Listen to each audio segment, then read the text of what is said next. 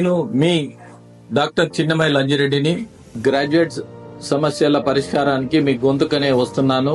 మీ మద్దతు నాకు అందించి నా అభ్యర్థిత్వాన్ని బలపరిచి మొదటి ప్రాధాన్యత ఓటు వేసి గెలిపించాలని ప్రార్థిస్తున్నాను. భారత్ మాతాకి జై. Hi, welcome to YoYo TV. ఏకుగా వచ్చి మేకుగా మారడం అనే సామెత తీన్మార్ మల్లన్నకు సరిగ్గా సరిపోతుంది. కాంగ్రెస్ చలువతో ఎమ్మెల్సీగా ఎన్నికైన మల్లన్న కాంగ్రెస్ ముఖ్య నేతలపై విమర్శలు గుప్పించడం, పదే పదే వాటిని రిపీట్ చేస్తుండడంపై కాంగ్రెస్ వర్గాలు ఆగ్రహం వ్యక్తం చేస్తున్నాయి. ఇప్పటికే 3 సార్లు ఓడిపోయిన మల్లన్నకు సీఎం రేవంత్ రెడ్డి ఎమ్మెల్సీగా అవకాశం కల్పించారు. పల్లా రాజేశ్వరరెడ్డి ఎమ్మెల్యేగా గెలవడంతో ఖాళీ అయిన వరంగల్, నల్గొండ, ఖమ్మం పట్టభద్రుల ఎమ్మెల్సీ స్థానానికి జరిగిన బైపోల్స్లో కాంగ్రెస్ క్యాండిడేట్గా పోటీ చేసిన తీన్మార్ మల్లన్న ఎట్టకేలకు చట్టసభల్లో అడుగు పెట్టగలిగారు. ఇక అప్పటి నుంచి మల్లన్న హడావుడి మొదలైంది.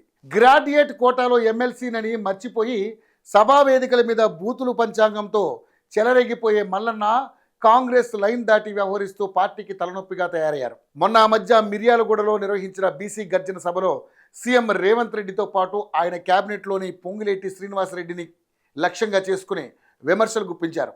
దీంతో ఎన్నికల ముందు పార్టీలో చేరిన మల్లన్నను ఎమ్మెల్సీని చేసి సముచిత గౌరవిస్తే సొంత పార్టీనే టార్గెట్ చేయడం ఏంటని సీనియర్లు, యువనేతలు తీవ్ర స్థాయిలో మండిపడ్డారు.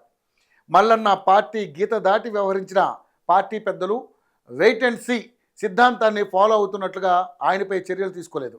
ఇక వరంగల్ వేదికగా బీసీల రాజకీయ యుద్ధ బేరి పేరుతో తాజాగా తీన్మార్ మల్లన్న హడావిడి చేశారు. ఆ సభకు ఎమ్మెల్సీ మల్లన్న ఏకంగా హెలికాప్టర్లో వచ్చి సీఎం క్యాండిడేట్లా కలరివ్వడం చర్చనీయాంశంగా మారింది. మల్లన్న హెలికాప్టర్ దిగేసరికి ఎమ్మెల్సీ స్టిక్కర్ ఉన్న ఆయన కారు వరంగల్ సభావేదిక వద్ద రెడీగా ఉండటం విశేషం.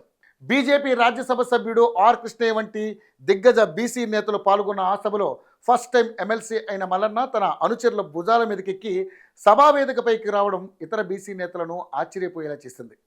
అన్ని బీసీ కులాలపై తనకే పేటెంట్ అన్నట్లుగా మల్లన్న సభలో చెలరేగిపోయారు. బీసీలు తెలంగాణ ఓనర్లని, ఏడాదికి 1,20,000 కోట్ల రూపాయలు బీసీ రాష్ట్రానికి ఎకానమీ ఇస్తున్నారని, కానీ బడ్జెట్లో మాత్రం బీసీ సంక్షేమానికి 9,000 కోట్లు కేటాయించి అన్యాయం చేస్తున్నారని సొంత ప్రభుత్వాన్ని టార్గెట్ చేయడానికి ప్రయత్నించారు. రాష్ట్ర జనాభాలో పిరికేడు మంది లేని వారిలో 60 మంది ఎమ్మెల్యేలుగా ఉన్నారని, రెడ్లు, వెలములు అసలు తెలంగాణ వారే కాదని చిత్రమైన స్టేట్మెంట్ ఇచ్చారు.